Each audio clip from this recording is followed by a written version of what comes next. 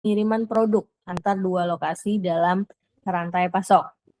Sedangkan carrier adalah pihak yang mengangkut atau memindahkan produk tersebut. Shipper katakanlah shipper itu kita misalnya ya. Saya misalnya punya UMKM, saya pengen ngirimin produk saya ini gitu ya, produk saya kemana? Misalnya tadi saya punya produk di keripik pisang ya, saya ingin mengirimkan ke toko-toko oleh-oleh misalnya yang ada di Bandar Lampung ya. Saya katakanlah punya keterbatasan, tidak punya armada pengiriman, saya nggak punya motor, nggak punya mobil untuk ngirimin. Artinya saya butuh jasa, gitu ya, jasa pengangkut. Ya apa sih kok jasa pengangkut di sekitaran kota ya mungkin ojek online salah satunya gitu ya bisa digunakan. Kalau misalnya antar kota ya ada jasa ekspedisi, gitu ya, jasa logistik 3PL ya, third party logistik. Kalau misalnya yang sudah global gitu ya. Jadi itu bedanya.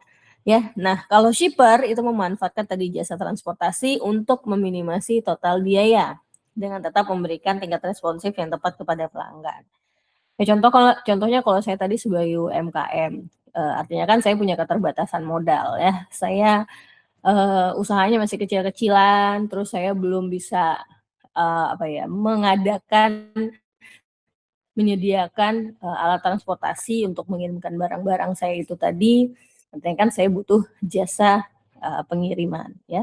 Sedangkan carrier di sini dia mengambil keputusan untuk investasi ya terkait armada yang digunakannya. Ya contohnya perusahaan pihak ketiga logistik lah ya. Mereka kan di sana ada menyediakan jasa transportasinya, ya, distribusinya, gudangnya, ataupun nanti juga sistem informasinya, gitu ya.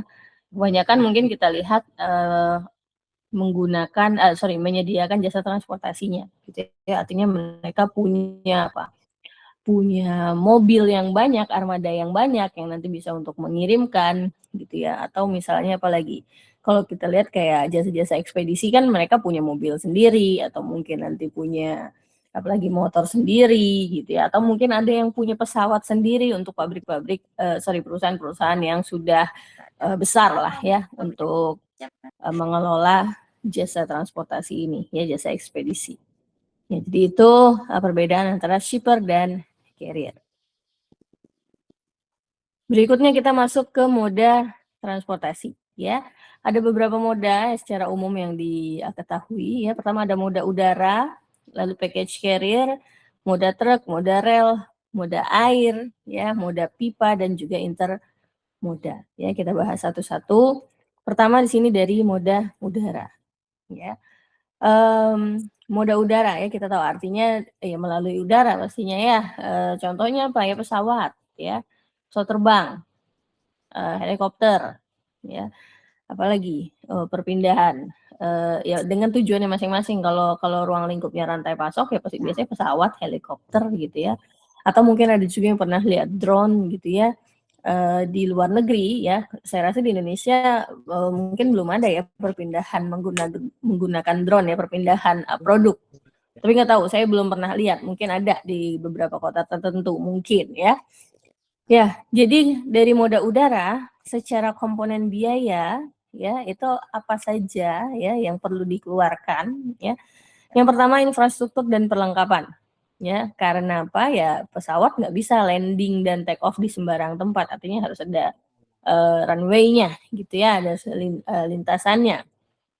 Perlengkapannya juga ya, karena kan ya jumlahnya tidak sebanyak dengan jumlah motor yang ada, misal sepeda motor. Ya jumlahnya ya terbatas karena kan untuk kepentingan tertentu lah ya namanya pesawat gitu ya, moda udara.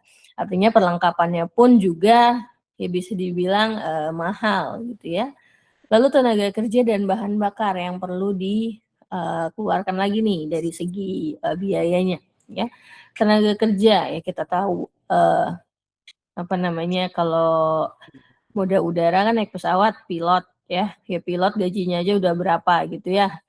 Ya mungkin di sini ada yang saudara atau orang tuanya pilot, ya tahulah ya seperti apa harus ngebayar pilot. Pramugari aja juga berapa dibayarnya gitu ya, pramugara. Dan bukan hanya itu, kalau dari segi moda udara kan kita lihat di bandara ya banyak yang bekerja gitu ya, bukan hanya dari yang mengoperasikan saat pesawatnya terbang dan mendarat ya, tapi ya ada di bagian navigation dan lain sebagainya gitu ya, penjadwalan, krunya sangat banyak ya. Lalu bahan bakar ya kita tahu bahan bakarnya lagi naik sekarang ya. Nah, itu juga perlu biaya yang besar artinya ya, mengeluarkan untuk transportasi dari moda udara. Lalu ada juga kalau dari segi biaya variabelnya ya, yaitu dari penumpang ataupun kargonya. Kalau misalnya kita bicara tentang transportasi penumpang ya, itu bergantung dari jumlah penumpangnya nantinya ya. Kalau jumlah penumpangnya sedikit, nanti seperti apa penetapan harganya, dan itu pun juga dilihat dari hari-hari tertentu biasanya. Kalau misalnya lagi musim lebaran, misalnya mau lebaran gitu ya, atau mau akhir tahun ya, itu kan biasanya demand-nya meningkat ya, atau libur sekolah mungkin ya di hari-hari tertentu pastinya. Nah, permasalahan utama dari moda udara di sini ya, pertama jumlah hub dan lokasinya ya. Lokasinya tadi yang saya sampaikan ya, tidak semua lokasi ya, tidak semua daerah katakanlah ya misalnya itu punya bandar udara ya. Contohnya di Lampung aja mungkin ya ada berapa gitu ya, saya taunya Raden Inten doang. Mungkin kalau untuk helikopter ada di beberapa gitu ya, tapi kalau untuk pesawat oh iya di pesisir ya ada juga ya gitu ya. Artinya bisa dibilang ada daerah yang tidak punya itu tadi ya, landasan udara gitu ya, sehingga itu menjadi masalah utama. Tidak semua lokasi bisa langsung dikunjungi dengan moda udara. Ya mungkin helikopter lah ya, helikopter pun juga untuk tujuan tertentu biasanya ya, untuk pengiriman logistik, biasanya ke daerah-daerah yang sulit dijangkau, mungkin daerah-daerah yang terkena bencana seperti itu. Lalu penugasan armadanya ya, karena ya tadi bisa dibilang banyak banyak penerbangan gitu ya. Mungkin kadang kalau kita lihat via aplikasi saya kadang lihat flight radar gitu ya, banyak banget gitu ya pesawat ya yang sedang melakukan perjalanan di suatu waktu gitu ya, di waktu yang sama. Artinya kan itu cukup menjadi permasalahan yang kompleks ya dalam penugasan armada itu sendiri. Jadwal pemeliharaan atau maintenance-nya juga ya menjadi hal penting ya, karena kita tahu ya bisa dibilang moda pesawat salah satu moda yang tercepat gitu ya. Ada juga survei yang bilang moda teraman, tapi kalau sudah ada bagian yang fatal ya, peluangnya untuk tidak selamat ya sangat tinggi ya, kita tahu lah ya. Lalu penjadwalan kru pesawat ya tadi krunya bisa dari bagian dari pilotnya, dari pramugara, apalagi misalnya bagian navigasi dan lain sebagainya ya.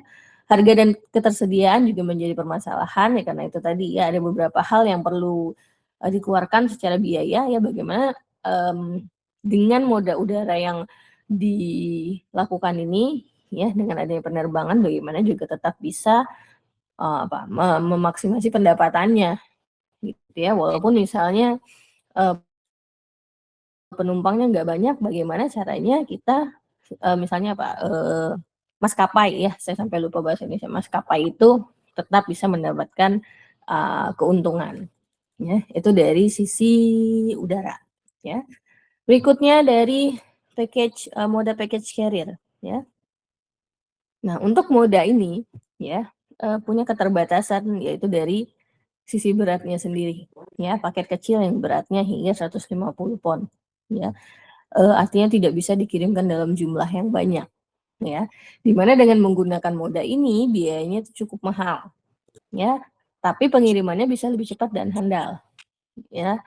Nah, dengan itu tadi, karena kita pengennya mengirimkannya dengan cepat ya dan handal, artinya ada biaya yang harus dikeluarkan lebih gitu ya. Tapi ada batasannya lagi, yaitu bahwa beratnya hanya boleh maksimal berapa 150 pound ya, dan menyediakan layanan tambahan lainnya. Ya, contohnya mode package carrier apa? Misalnya kalau kita beli online lah ya, apapun lah ya, entah makanan, entah barang atau apapun gitu ya. Kayak di e-commerce kan ada yang apa instan ya, same day seperti itulah ya. Saya belum pernah mesennya kalau yang dari e-commerce atau mungkin makanan online biasanya kita juga pesen gitu ya. Itu kan bisa dibilang salah satu bentuk mode package carrier ya. Atau yang tadi ya, mesan melalui e-commerce terus, milih yang, apa tadi pilihannya instan gitu ya, itu juga salah satu bentuk mode package carrier.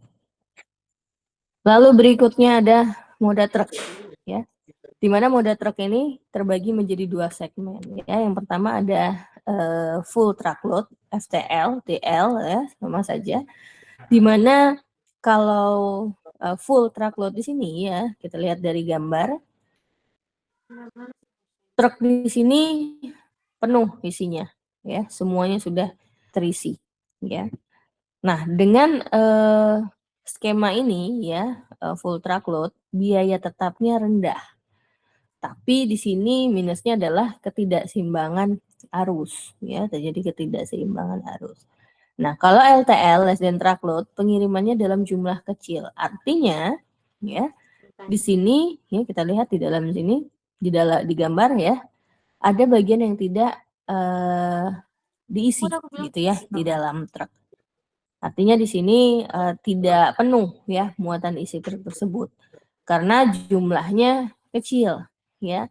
Dan di sini juga menggunakan sistem, hub and spoke ya, artinya nanti akan mendatangi suatu titik perantara gitu ya, ke titik perantara lalu selanjutnya dikirimkan ke berbagai titik tujuannya lagi ke dalam, dengan jumlah yang lebih kecil lagi, ya.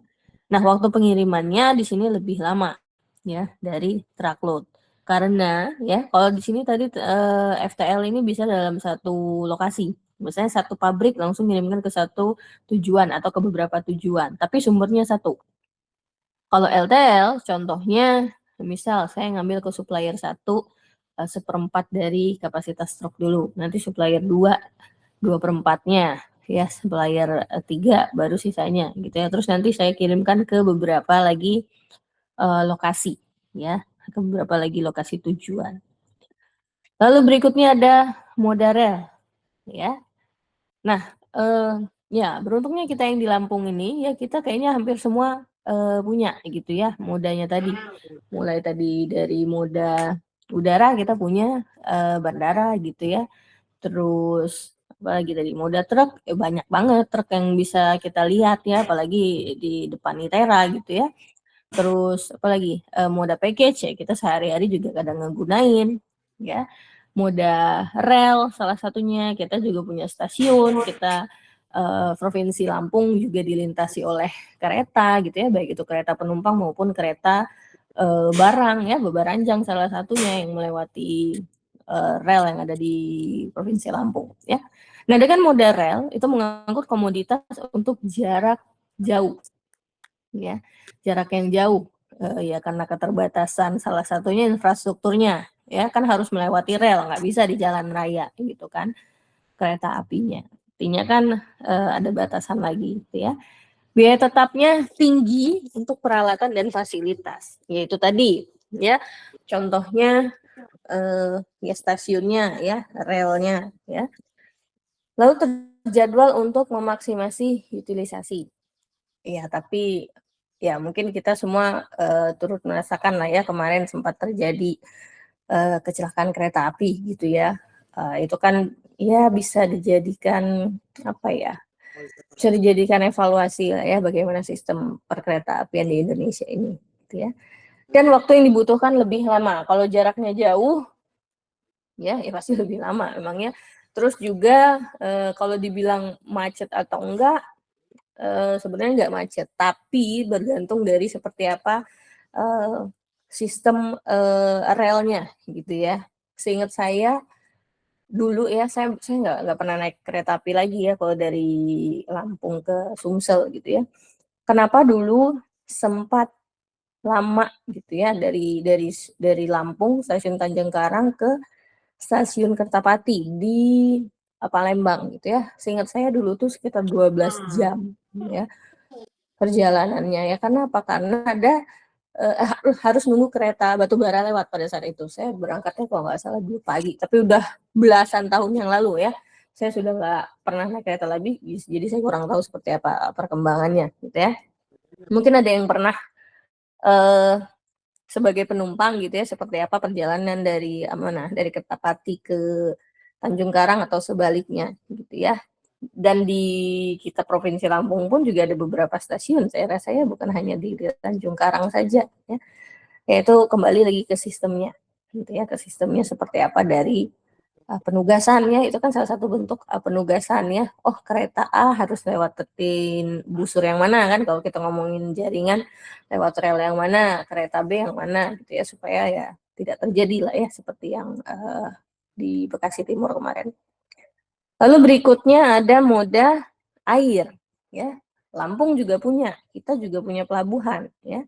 Kita punya pelabuhan Bakauheni, pelabuhan Panjang, dan pelabuhan yang lainnya ya. Ya karena Indonesia sendiri juga 2/3-nya juga perairan ya. Jadi bisa dibilang di Indonesia moda air salah satu moda yang cukup banyak digunakan ya, apalagi mungkin yang di mana, yang di Kalimantan ya sepertinya ya. Saya juga belum pernah ke Kalimantan, saya juga nggak tahu seperti apa, tapi ya cerita dikit aja, suami saya pernah tinggal di Kalimantan waktu masih kecil. Dia bilang dia di daerah Tenggarong gitu ya, di daerah Tenggarong mau ke daerah mana saya lupa namanya, harus naik kapal katanya dulu ya, artinya harus nyebrang dulu ya. Artinya di daerah sana kan apa namanya, moda airnya sangat sangat masif gitu ya, sangat banyak yang dioperasikan ya. Kalau kita kan ya paling di mana, di Bakauheni ya, Bakau Merak, atau di Panjang pun juga sepertinya yang untuk ekspor gitu ya. Nah, kalau moda air di sini terbatas pada wilayah geografis ya, karena nggak semua lokasi juga ya itu ada perairannya gitu ya. Contohnya mana lokasi yang nggak ada perairan ya? Ya daerah-daerah yang bisa dibilang di tengah-tengah pulau yang besar lah gitu ya, nggak ada perairannya. Nah, untuk moda air itu melingkupi bisa laut ya, jaringan perairan pedalaman ataupun perairan pesisir ya, bukan hanya sungai. Mungkin ya sungai ada juga gitu ya.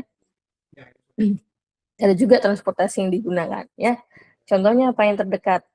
Ya Palembang lah misalnya. Saya ke Palembang kan kadang masih sering lihat apa namanya kalau di situ ya, ada perahu-perahu kecil itulah ya, ataupun misalnya tugboat juga ya, kadang suka lihat ya lewat gitu ya di sungai. Itu kan juga salah satu moda transportasi air.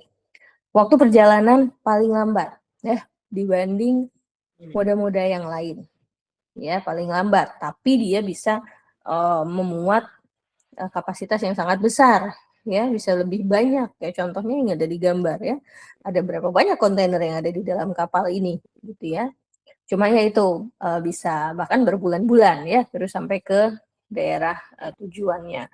Belum lagi kalau misalnya kondisi cuaca gitu ya, kondisi cuaca ekstrim ya pasti akan terjadi keterlambatan salah satunya. Nah, moda air di sini juga mendominasi perdagangan global. Ya karena yang dikirimkan tadi dalam jumlah besar, terus jarak yang ditempuh ya bisa bisa dengan pilihan jarak yang lebih jauh, sehingga biayanya itu lebih rendah ya dibandingkan dengan moda yang lain. Ya contohnya aja, misalnya kita mau ngirimin barang dari Indonesia ke Amerika. Kalau misalnya naik kapal laut dibandingkan dengan naik pesawat, jelas mahal naik pesawat gitu ya, dan lebih cepat sampai sih memang gitu ya kalau ngirimin barang naik pesawat. Tapi ya itu ada biaya yang lebih besar yang harus dikeluarkan ya. Dan moda air juga di sini menggunakan kontainer ya. Bisa dilihat di gambar ya, di kapal itu udah banyak kontainer. Nah, kebetulan juga di rumah ibu saya, di kampung saya, Itu, dekat dengan pelabuhan, gitu ya. Jadi mungkin saya dari kecil sampai SMA lah ya sering lihat banyak, mobil truk yang bawa, apa namanya, kontainer lewat depan rumah, gitu ya. Jadi kalau lihat kontainer kayaknya saya udah biasa dari dulu. Di mana, di pelabuhan terus nanti ya ngirimin lah ke daerah manapun, kadang ya ke luar negeri ya kebanyakannya, ke luar negeri gitu ya mereka, apa, berlayar gitu ya karena itu tadi mendominasi perdagangan global. Lalu berikutnya ada moda pipa ya. Nah di Lampung, apalagi di daerah kita, di daerah Korpri ya, kita juga bisa menggunakan moda pipa gitu ya. Di Korpri itu setahu saya ya, ada yang gas ya, yang sudah ke rumah-rumah gitu ya, langsung gasnya gitu ya, nggak perlu beli tabung gas lagi gitu ya, karena sudah disalurkan ke beberapa rumah ya, setahu saya seperti itu. Karena rumah saya nggak di situ jadi saya kurang tahu gitu ya. Atau misalnya ya yang umum gitu ya, ya air ya, yang pakai PDAM misalnya gitu ya. Itu kan juga dialirkan melalui pipa pastinya ya. Jadi dengan moda pipa itu memiliki biaya tetap yang tinggi ya, terutama pada minyak mentah, olahan minyak bumi dan gas alam. Ya ini udah, ngomongin ke pabrik lah ya.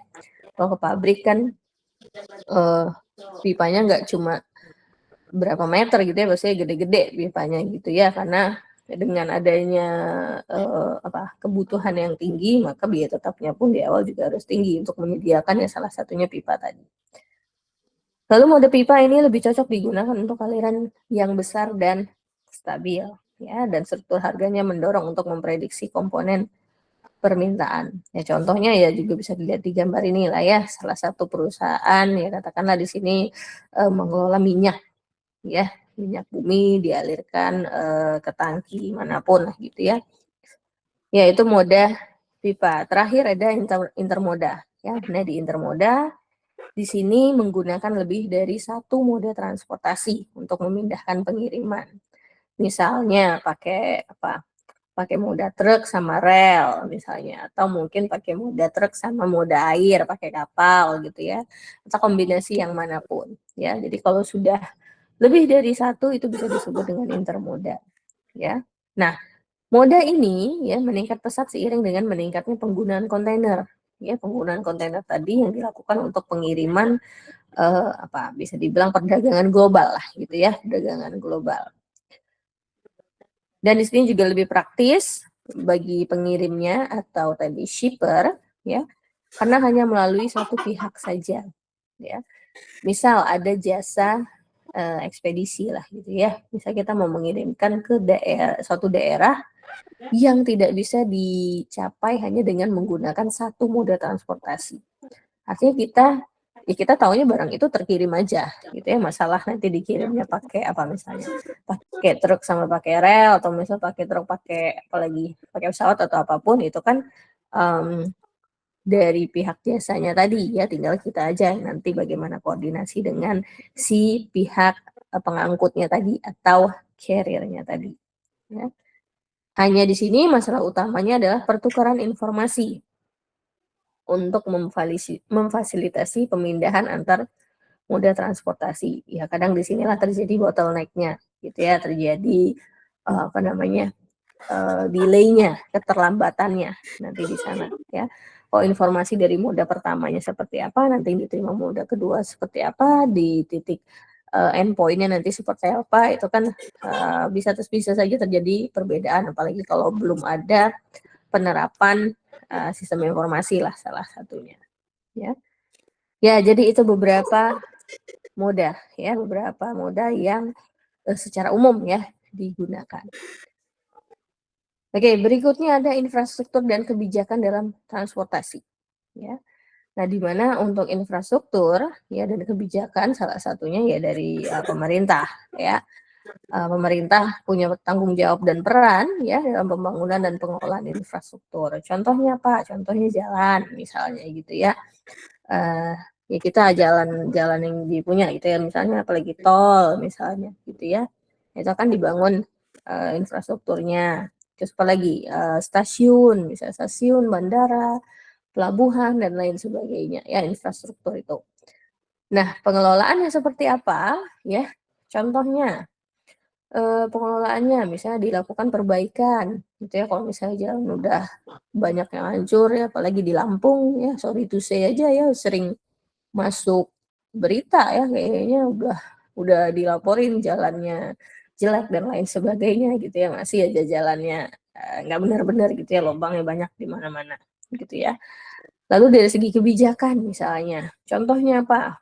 Ya, misalnya, kendaraan odol ya, overdimension overload ya, itu tidak boleh, masuk jalan, misalnya nggak boleh masuk jalan tol, nggak boleh beroperasi dan lain sebagainya, gitu ya. Atau lagi misalnya di daerah saya itu, kebetulan di dekat rumah saya, dekat rumah ibu saya, itu ada stockpile gitu ya, di Jambi sana ada stockpile, artinya saya sangat sering juga melihat truk batu bara, gitu ya. Di mana truk batu bara ini bisa dibilang, saya kurang tahu, intinya dalam satu hari itu sangat banyak, mungkin bisa sampai ribuan truk gitu ya, dan itu mengganggu lalu lintas salah satunya, gitu ya. Baik itu dari, sisi pengguna jalannya atau mungkin, apa ya, dari etika si supirnya juga kadang, ini gitu ya, tidak taat aturan gitu ya. Sehingga apa ya, dibuatlah kebijakan ya oleh pemerintah daerah pada saat itu bahwa kendaraan batu bara hanya boleh beroperasi di jam tertentu saja gitu ya. Ya mungkin juga sama lah ya di Lampung gitu ya, untuk melewati daerah-daerah tertentu, truk-truk dengan muatan besar itu hanya boleh beroperasi di kapan gitu ya. Atau juga misalnya pada saat lebaran kemarin gitu ya, misalnya untuk kendaraan dengan muatan besar untuk, mengurai kemacetan gitu ya pada saat orang, mudik lebaran ataupun arus balik kan itu juga dibatasi, biasanya kan H-7 sama H+7 gitu ya. Jadi, mungkin di jalan jarang kita lihat truk, walaupun sebenarnya masih ada gitu ya, itu lagi-lagi lah kebijakan dari pemerintah ya, bagaimana, pemerintah lagi-lagi bisa, menyikapinya ya dari sisi transportasi. Nah, lalu berikutnya ada yang namanya rancangan jaringan transportasi, ya. Di dalam, rancangan jaringan transportasi ini ada beberapa hal yang perlu, diperhatikan terlebih dahulu sebelum kita menyusun atau, merancang seperti apa jaringan yang akan kita buat, ya. Yang pertama, apakah pengiriman dilakukan secara langsung, ya, atau melalui titik perantara, ya. Seperti apa nanti pertimbangannya kalau misalkan kita mengirim secara langsung dan, mengirimkan melalui lokasi perantara, ya. Lalu berikutnya yang nomor 2, apakah lokasi perantara harus menyimpan produk atau hanya sebagai, lokasi cross docking, ya, hanya sebagai lokasi transaksi saja, gitu ya, perpindahan barang tersebut, ya. Atau yang ketiga, apakah setiap rute, ya, rute pengiriman itu harus melayani, setiap satu tujuan atau beberapa tujuan, ya. Jadi dalam sekali pengiriman hanya mengirimkan ke satu lokasi saja atau bisa ke beberapa lokasi, ya. Jadi ada berbagai pilihan sebenarnya dalam merancang jaringan transportasi, kembali lagi ke, seperti apa karakteristik dari demand dan, produknya itu sendiri, ya. Dan juga pasti mempertimbangkan biaya ya salah satunya. Kita misalnya, masuk ke opsi pertama, ya. Opsi pertama di sini adalah direct, shipment network to single destination. Artinya pengiriman langsung dari, sumbernya ke satu tujuan, ya. Seperti dilihat di gambar ya, satu supplier mengirimkan, ke satu tujuan ya. Ada satu busur di sini ya. Lalu dari supplier lagi dengan kendaraan yang berbeda akan mengirimkan ke buyer yang lain ya. Jadi setiap moda transportasi hanya mengirimkan ke satu lokasi. Nah, di sini tidak ada gudang perantara karena dikirimkan secara langsung ya. Koordinasi dan operasinya lebih sederhana karena tidak melibatkan, pihak lain ya, hanya pihak si pengirim ya, katakanlah dari supplier dan pihak penerima. si buyer. Artinya koordinasinya akan lebih mudah, tidak banyak arah, ya hanya 2 arah antara supplier dan buyer saja. Lalu keputusan pengiriman diambil secara lokal dan tidak mempengaruhi pengiriman lainnya. Ya contohnya, misal truk 1 ngirimin ke buyer 1, ya. Truk 2 ya dari supplier yang sama ngirimin ke buyer 2. Truk 3 ngirimin ke buyer 3. Itu nggak ada keputusan yang diambil lokal. Oh, truk 1 ya hanya akan fokus ke buyer 1. Keputusannya seperti apa? Misalnya keputusan rutenya ya. Misalnya rute yang dilaluinya terjadi kerusakan jalan, dia harus cari alternatif ya, dia nggak perlu koordinasi gitu ya, atau tidak akan mempengaruhi truk 2 yang akan ke lokasi lain, gitu ya. Lalu juga waktu pengirimannya lebih singkat ya, karena dia tidak perlu singgah ya, tidak perlu mampir ke titik yang lain gitu ya, artinya langsung direct langsung ke si tujuannya. Lalu berikutnya di sini ada direct shipping with milk runs ya. Artinya di sini kalau kita lihat di gambar ya, dari satu supplier ya, itu mengirimkan ke beberapa buyer. Misalnya di sini truk 1, di supplier 1 mengirimkan ke buyer 1, lalu ke buyer 2, ke buyer 3 baru nanti balik lagi gitu ya ke titik awalnya. Atau misalnya beberapa supplier ya, dari supplier 1 menuju supplier 2 ke supplier 3 baru mengirimkan ke satu lokasi, sebaliknya gitu ya. Intinya pengirimannya tidak hanya ke satu lokasi ya, bisa ke beberapa lokasi. Nah, dengan model ini itu juga masih tidak membutuhkan gudang perantara ya. Jadi langsung ngirimkan ke buyer 1, buyer 2, 3 dan seterusnya bergantung dia akan mengirimkan ke beberapa buyer gitu ya. Pengiriman gabungan dapat menekan biaya transportasi ya dengan menggabungkan pengiriman ke beberapa lokasi dalam satu moda ya. Contohnya ini ya, dari supplier 1 dia bisa mengirimkan ke buyer 1, buyer 2, buyer 3 ya. Yang pasti di sini juga ada pembatas ya, ada batasannya apa? Misalnya dari jumlahnya gitu ya, dari biaya dan lain sebagainya. Nah, untuk model ini merupakan model pilihan yang tepat ketika jumlah barang yang dituju ke setiap lokasi itu terlalu sedikit ya untuk mengisi truk dan lokasi tersebut berdekatan. Ya contohnya tadi dengan LTL gitu ya. Oh, lokasi 1 dia cuma mesen yang harus dikirimkan ternyata hanya 1/3 truk ya, lokasi 2 juga sama, lokasi 3 sama. Kan kalau menggunakan satu moda yang satu truk yang kapasitasnya besar ya, kan akan terjadi pemborosan gitu pastinya ya, akan ada banyak kapasitas yang kosong di truknya sehingga bisa digabungkan dengan truk yang lain ya. Kalau ada yang tanya bilang, "Kenapa nggak pakai truk yang lebih kecil, Bu?" Misalnya.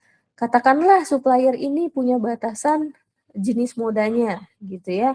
Dia katakanlah punya sendiri tapi dia punyanya yang gede misalnya gitu ya, kapasitas 40 ton misalnya gitu ya, tapi yang dia kirimkan dalam jumlah kecil, artinya dia bisa mengirimkan ke banyak lokasi ya. Ya, salah satunya waktu itu mahasiswa bimbingan saya ya, membahas tentang hal seperti ini ya, bagaimana menentukan moda transportasi yang cocok ya, moda transportasi dengan kapasitas yang sebesar apa gitu ya, atau jenisnya apa untuk mengirimkan ke lokasi customer-nya tadi. Ya, itu direct shipping with milk runs ya. Berikutnya all shipment via intermediate ya, artinya di sini semua pengiriman menggunakan titik perantara ya, di mana titik perantara ini atau titik perantaranya tadi adalah distribution center itu memiliki penyimpanan ya. Ini contohnya ya. Dari beberapa supplier misalnya mengirimkan ke satu titik distribution center dan barang di sini atau produk di sini disimpan terlebih dahulu hingga dibutuhkan oleh pembeli lalu dikirim ke masing-masing lokasi pembeli ya. Artinya pada saat mengirimkan ke sini ya dari berbagai macam sumber disimpan dulu ya, dikirim ya, diterima di distribution center ya, receiving, put away dan lain sebagainya, storage ya. Lalu dikirimkan laginya kapan ya? Tergantung dari pembeliannya nanti ya. Pembelinya kapan butuh barang-barang yang tadi sudah dikirim dari sumbernya ya. Ngirimkannya pakai apa misalnya? Ya artinya sesuai dengan kebutuhannya ya, sesuai dengan kebutuhannya dan juga di sini ya kalau misalnya banyak lokasi mungkin akan lebih sedikit gitu ya pengirimannya, kecil ya, jadi menggunakan moda yang pastinya bisa meminimasi biaya pengiriman ya. Di sini distribution center-nya melakukan kegiatan penyimpanan salah satunya. Nah, kalau berikutnya ya, di mana semua pengiriman via intermediate tadi ya ada titik perantara tapi dengan cross docking ya. Artinya ya di sini pemasok mengirimkan barang ke titik transit dan langsung dipindahkan ke lokasi pembeli ya. Beda dengan yang tadi. Kalau yang tadi barang datang dibongkar, disimpan dulu ya, katakanlah dimasukin ke gudang ya atau apapun lah tempat penyimpanannya ya. Ngirimnya nggak langsung saat itu juga. Ya mungkin bisa nanti sore, bisa besok sore, bisa lusa, bisa 1 minggu depan dan seterusnya ya. Beda dengan cross docking ya. Kalau cross docking ya titik perantaranya tetap ada, tapi di titik perantara tadi pada saat bongkar misalnya gitu ya, bongkar dari pengiriman pertama, barang tersebut akan langsung dikirimkan berikutnya ke lokasi pembeli. Nggak dikirimnya kapan nggak dikirimnya besok, lusa, 1 minggu depan atau kapanpun, tidak disimpan ya. Tidak disimpan dulu, masukin gudang dan lain sebagainya, tapi langsung dikirim ya. Jadi dengan moda ini with cross docking ya, itu aliran produk akan lebih cepat ya. Dan juga akan menghemat handling cost karena barang tidak perlu dipindahkan keluar masuk gudang ya, dan cocok diterapkan ketika skala ekonomi dalam transportasi itu dicapai baik dari sisi inbound maupun outbound ya. Artinya dari pengiriman pabrik ke titik cross dockingnya tadi ya itu secara inboundnya ya, terus dari titik intermediate-nya tadi ya menuju ke konsumennya itu outbound-nya ya. Jadi pada saat barang datang ya, inbound truck datang, sini proses receiving, sorting, lalu dilakukan lagi shipping ya, langsung dikirimkan barangnya. Nggak diem-diem dulu barangnya ya, langsung segera dikirimkan ya. Bagaimana moda yang digunakan ya, itu kembali lagi kesepakatannya gitu ya. Apakah misalnya nanti menggunakan jasa lagi atau mungkin dia ngambil sendiri gitu ya, sebelum barang itu datang si konsumennya sudah menunggu di titik cross docking untuk misalnya menjemput dari barang yang dikirimkan tadi. Lalu berikutnya di sini ya ada shipping via DC using milk runs ya. Di sini sama menggunakan titik distribution center sebagai perantara, tetapi di sini menggunakan pengiriman ke beberapa tujuan. Kalau tadi kan kayaknya single ya, single destination. Mana nih ya? Oh dari DC ngirim ke buyer 1, buyer 2, 3 dan seterusnya. Kalau di sini bedanya hanya di milk runs-nya saja ya. Misal truk 1 nanti bisa mengirimkan ke mana? Buyer 1, buyer 2, buyer 3 dan seterusnya ya. Itu tadi contohnya tadi ada bedanya FTL dan LTL. Nah, untuk model ini dapat diterapkan pada pusat distribusi jika ukuran lot yang dikirim ke setiap lokasi pembeli relatif kecil ya. Artinya tidak full truckload tadi ya, satu truknya nggak penuh, jadi bisa ngirimkan ke beberapa lokasi. Oh, masih bisa muat permintaan untuk lokasi 2, lokasi 3 dan seterusnya. Ya, di sini dapat menekan biaya outbound transportation dengan menggabungkan pengiriman dalam jumlah yang kecil ya. Nanti kita lihat contohnya ya. Oke, berikutnya di sini ada Tailor Network ya. Di mana Tailor Network di sini merupakan kombinasi ya. Kombinasi yang tepat dalam menekan biaya dan meningkatkan responsivitas rantai pasok ya. Artinya di sini transportasi yang digunakan itu merupakan kombinasi ya, bisa dari beberapa pilihan tadi ya, bisa pakai distribution center dulu ya, with storage atau misalnya cross docking ya, cross dockingnya milk runs, terus bisa moda truknya yang LTL atau FTL nantinya ya. Tujuannya adalah menggunakan pilihan yang tepat ya dalam setiap situasi. Artinya menyesuaikan dengan situasinya. Contohnya menyesuaikan dengan jumlah demand-nya atau menyesuaikan dengan karakteristik produknya, ya.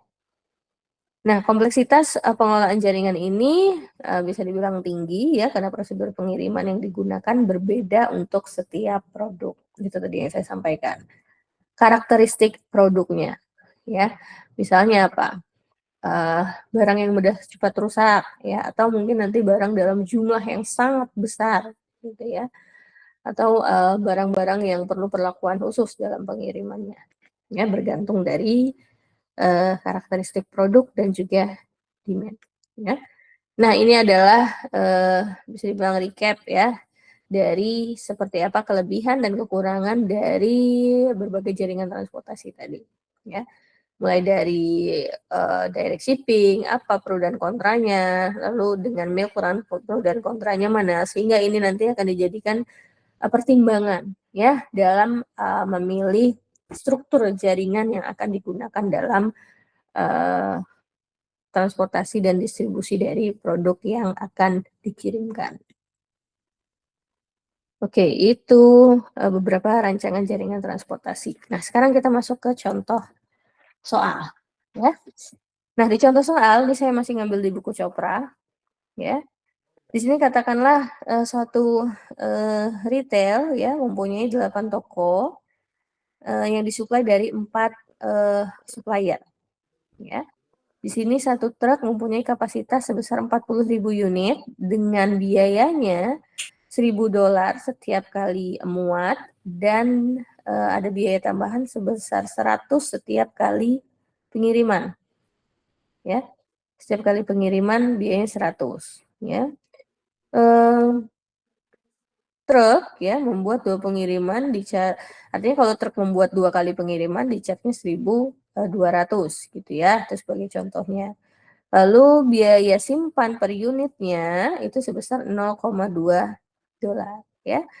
Vice President ingin mempertimbangkan menggunakan struktur yang mana, apakah direct shipping from supplier to retail atau menggunakan milk runs ya.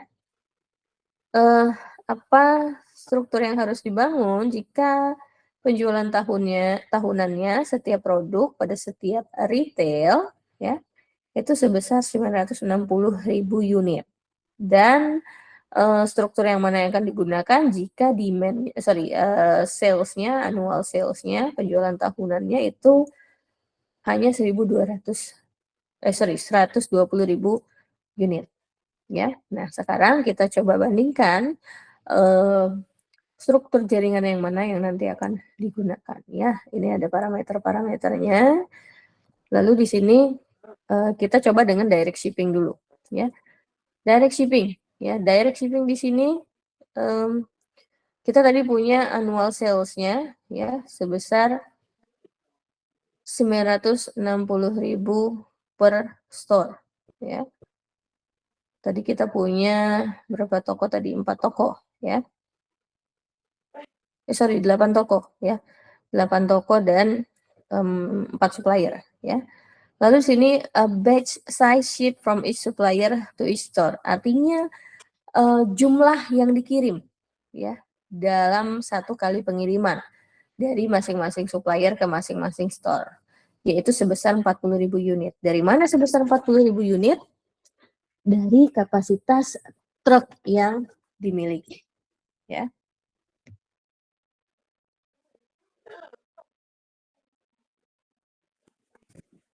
Lalu number of shipment per year ya. Jumlah pengiriman dari masing-masing supplier ke masing-masing store ya.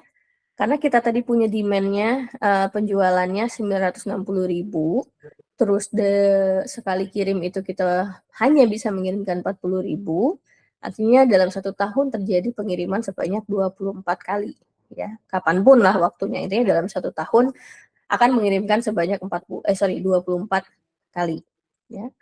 Lalu di sini ada annual tracking cost for direct network ya.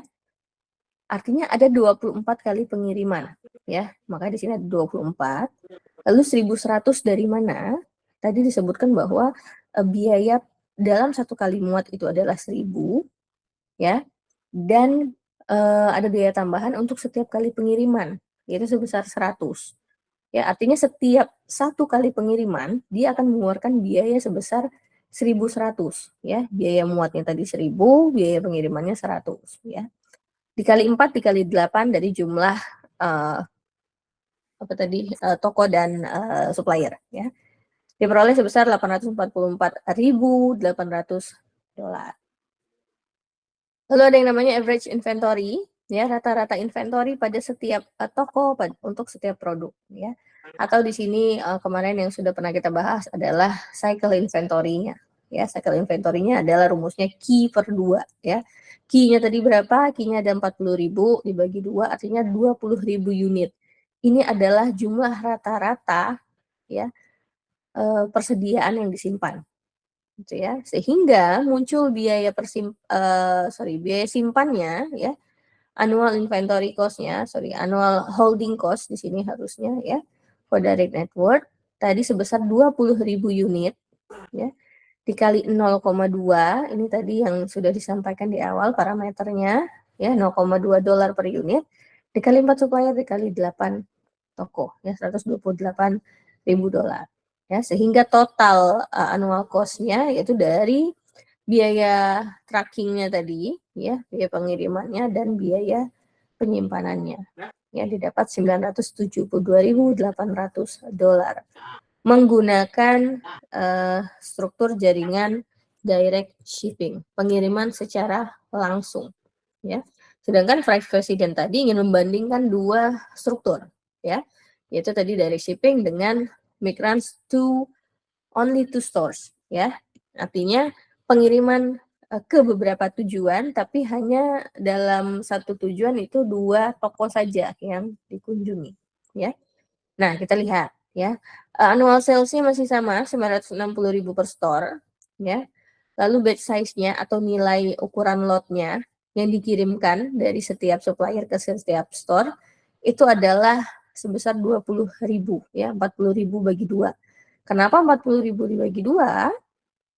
Karena kita hanya mengirimkan ke 2 toko ya.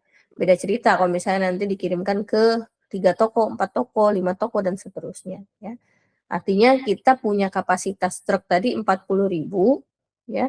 Karena kita dalam sekali pengiriman mengirimkan ke 2 toko, ke 2 tujuan, artinya masing-masing toko hanya bisa dikirimkan sebanyak 20.000 saja ya. Lalu jumlah pengiriman ya per tahun dari setiap supplier ke setiap toko ya. Tadi annual sales-nya 960.000 dibagi 20.000 dibagi nilai Q-nya tadi ya. Artinya ada 48 pengiriman dalam 1 tahun ya. Lalu transportation cost-nya ya. Dalam setiap kali pengiriman berapa biaya yang muncul gitu ya, berapa biaya yang harus dibayarkan ya. Tadi dalam biaya transportasinya, dalam biaya sekali muatnya itu tadi 1.000 ya, dibagi 2 ya. Kenapa dibagi 2? Ini untuk tadi mengirimkan ke 2 store. Artinya masing-masing store ya akan dibebankan sebesar 1.000 dibagi 2 ditambah 100 ya, itu sebesar $600 ya. Baru kita hitung annual tracking-nya dari frekuensi pengirimannya ya. Biayanya kita dapat 600 ya dalam 1 kali pengiriman. Dalam 1 tahun terdapat 48 kali pengiriman ya, dikali 4 dikali 8. Ini dapat nilainya 921 sekian. Average inventory-nya itu 20.000 dibagi 2, ini adalah nilai Q-nya tadi ya. Sehingga rata-rata persediaan yang disimpan di setiap toko itu sebesar 10.000 unit. Baru kita hitung biaya simpannya, holding cost-nya ya. Jumlah unitnya dikali biaya simpannya tadi 0,2 dikali jumlah lokasinya tadi ya, dapat 64.000.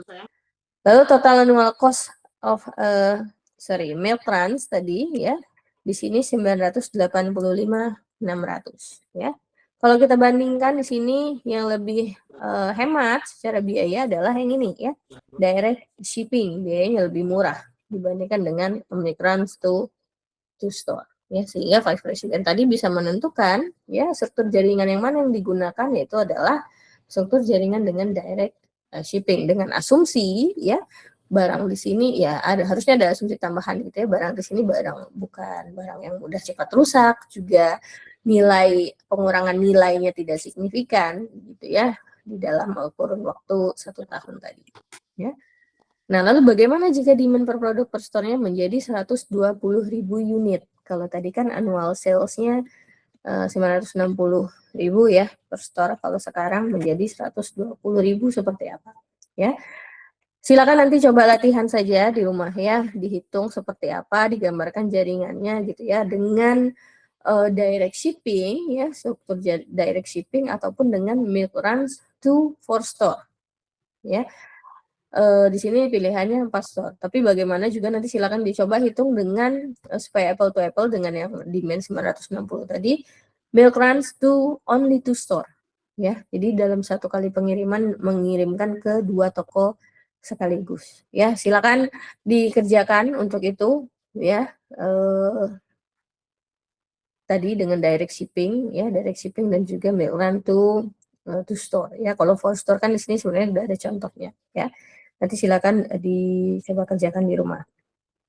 Nah, berikutnya di sini ranking transportation ya, berdasarkan supply chain performance ya. Bernilai 1 artinya yang paling buruk, bernilai 6 nilainya paling baik. Dari beberapa moda tadi ya, moda rel, truk tadi baik dengan truckload atau less than truckload, package dan lain sebagainya ya, dilihat dari beberapa aspek gitu ya. Dari cycle inventory-nya ya, dari cycle inventory, in transit cost, waktunya, atau ke biayanya gitu ya. Misal untuk biaya gitu ya, yang nilainya 6 artinya biayanya paling baik. Baik di sini artinya kalau biaya pasti rendah gitu ya. Di sini ada moda water ya, moda air. Moda air secara komponen biaya dia lebih rendah dibandingkan moda yang lain ya. Kalau dari sisi waktu transportasi ya, package ya, salah satunya bisa package. Karena apa ya tadi, karena jaraknya biasanya juga dekat ataupun yang dikirim itu berupa barang yang bisa dibilang barang yang harus segera dikirimkan, mendesak untuk segera dikirimkan, sehingga harus menggunakan waktu yang lebih singkat dalam pengirimannya. Teletransportation, di mana di sini nanti merupakan kombinasi ya, mulai dari jaringan apa yang digunakan, opsi mana yang digunakan tadi ya, direct shipping kah, milk runs kah, atau apalagi tadi cross docking ya dengan storage atau apapun, dan menggunakan moda yang berbeda didasarkan dari karakteristik produk dan pelanggan ya. Di mana faktor-faktor yang mempengaruhinya ada kepadatan pelanggan, jumlah pelanggan, dan permintaan serta nilai dari suatu produk tersebut ya. Makanya ada beberapa hal yang perlu dipertimbangkan ya. Tadi kalau contoh yang sebelumnya tadi kan itu saya bilang tidak ada dengan asumsi tidak ada pengurangan nilai salah satunya gitu ya. Kembali lagi ke karakteristik produk dan pelanggannya seperti apa. Ya baru nanti bisa dirancang struktur jaringan seperti apa yang cocok dan moda apa yang tepat gitu ya dalam melakukan pengirimannya dengan tetap memperhatikan yang namanya efisiensi dan responsivitas. Ya ini beberapa hubungan lah ya antara kepadatan salah satunya tadi density ya dengan jarak ya. Kalau misalnya high density ya kepadatannya tinggi, jarak pendek, seperti apa nih moda transportasi yang harus kita gunakan ya, struktur jaringannya ya. Di sini misalnya private fleet with milk runs ya dan lain sebagainya. Begitu juga dengan ini ya tipe produk dan value-nya tadi ya, demand-nya apakah tinggi atau rendah, lalu value-nya juga seperti apa, nanti akan digunakan struktur-struktur yang tepat dalam pengirimannya ya. Lalu ada peran IT ya, transportasi ya, kita tahu informasi juga salah satu penggerak rantai pasok ya, sehingga dibutuhkan juga ya di dalam transportasi ya, kompleksitas dalam pengambilan keputusan transportasi pasti butuh bantuan IT ya. Contohnya apa? Contohnya yang kalau dipelajari, yang pernah saya ajari, mungkin ya dari sisi pengirimannya, ya routingnya seperti apa, rutenya gitu ya. Ya kalau contoh sederhana kan biasanya saya kasih hanya berapa sih? 6 titik misalnya gitu ya. 6 simpul aja. Tapi kalau udah kasusnya industri besar kan artinya sangat banyak titiknya, bisa banyak pilihan rutenya, jalur alternatifnya, sehingga kan itu butuh bantuan yang namanya IT salah satunya, ya. Dan terakhir di sini ada manajemen risiko dalam transportasi, ya. Jadi beberapa risiko yang harus dipertimbangkan, ya. Risiko keterlambatan, ya pastinya ya sebagai customer nggak pengen gitu ya ada keterlambatan pengiriman. Ya biasanya kalau kita udah misalnya terlambat datang paketnya gitu ya, ya udah ya biasanya kita sebagai pelanggan yang ngoceh-ngoceh sendiri udah kesel lah gitu ya. Apalagi kalau misalnya untuk barang-barang yang harus cepat sampai misalnya gitu ya. Lalu dari risiko disrupsi ya, gangguan dari sisi apapun gangguannya, misalnya bencana alam ya, kalau bencana alam kita nggak bisa ngomong lah ya. Misalnya dari human error kah atau sistemnya gitu ya. Itu kan merupakan beberapa gangguan yang mungkin terjadi dalam transportasi. Lalu dari risiko material berbahaya. Ya, di mana dari 3 risiko ini perlu dimitigasi risikonya. Ya, seperti apa strateginya ya. Bisa menggunakan mengurangi terjadinya disrupsi banyak cara gitu ya, misalnya penggunaan information technology salah satunya tadi dalam pencarian rute alternatif ya, atau misalnya juga nanti menggunakan kontainer khusus ya untuk mengirimkan material-material atau liquid-liquid yang berbahaya gitu ya. Ya, itu manajemen risiko di dalam transportasi ya. Nah, sekian materinya untuk transportasi di dalam rantai pasok ya. Jadi intinya di dalam transportasi seperti apa itu perannya ya, seperti apa moda-moda yang bisa digunakan ya. Lalu struktur jaringannya ya. Ada banyak struktur jaringan ya dalam mengirimkan transportasi. Oke, itu untuk materinya tadi saya bilang silakan latihan soal ya tadi ya untuk demand yang berubah dari 960.000 menjadi 120.000 ya, silakan latihan untuk tambahkan satu lagi tadi make runs to 2 store aja gitu ya. Tadi kan contohnya ke 4 store. Oke, itu ada yang ingin ditanyakan terlebih dahulu sebelum saya panggil, saya absen. Absennya mau saya panggil ini ya. Oke, kalau tidak ada sambil saya absen. Kelas B dulu ya, Gede Satria ada?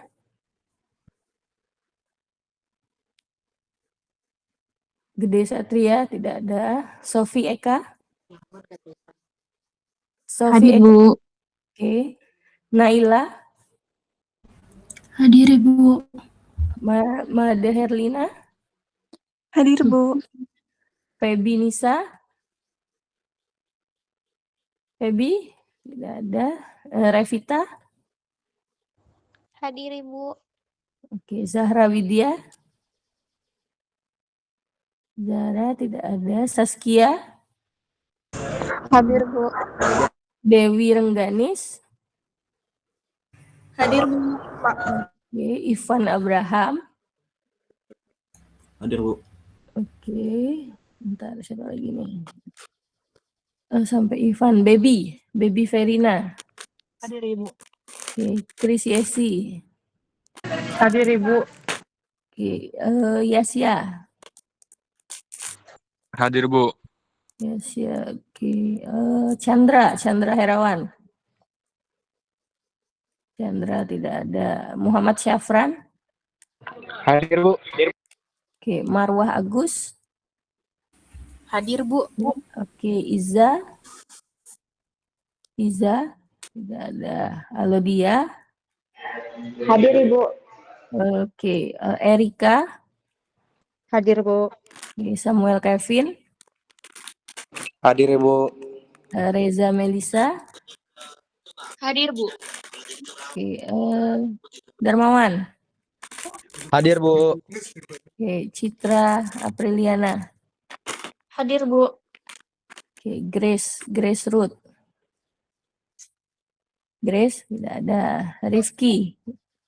Hadir, Rifki Bu. Muhammad. Oke, Kapri. Hadir, Bu. Rehan Givari. Hadir, Bu. Oke, Seventina. Seventina, tidak ada. Muhammad Dafadwi Rizky. Tidak Hadir, Bu. ada. Oh, ada. Oke. Oke, Muhammad Nur Hafiz. Tidak ada. Abiu. Hadir, Bu. Oke, Naira Fadia. Hadir, Bu. Oke, Daniel Dewi Andika. Daniel, tidak ada. Anissa, oke. Hadir, Bu. Ya, Daniel hadir. Anissa, oke. Dendi, Hadir, Bu. oke. Sailindra, Hadir, Bu. oke. Steve, Hadir, Bu. oke. Muhammad Iqbal, Hadir, Bu. oke. Kelas B. Oke, apa? Siapa yang belum dipanggil kelas B? Gede, saya panggil lagi. Gede, nggak ada. Feby hadir. Zahra, Hadir, Bu. oh Gede ada. Zahra hadir, Ibu. Oh, Zahra ada juga. Oke. Siapa lagi yang belum panggil kelas B? Gede Satria, Zahra. Bu. Siapa? Gede Satria, Ibu. Oh, Gede Satria. Oke. Chandra ada. Chandra. Grace ada. Iza. Iza nggak ada. Seventina. Tidak ada. Muhammad Nur Hafiz nggak ada. Oke. Seventina ada, Bu. Oh, ada ya. Oh. Ada, Bu. Oke, Seventina, nanti ingetin saya ya. Sekarang kelas A. Sorry. Iya, kelas A. Saya panggil kelas A dulu. Saya belum pernah masuk kelas A rasanya. Oke, siapa nih? Risma. Mana Risma? Hadir, Bu. Risma hadir. Muhammad Fitriadi. Enggak ada. Rahma Ismi. Hadir, Bu. Oke, Rizky Alfaris. Hadir, Ibu. Oke, siapa nih? Nasiwa Yasmin. Nggak ada. Alvin Rivaldi. Alvin tidak ada. Oke. Mizanul. Hadir, Bu. Oke. Besazar. Hadir, Bu.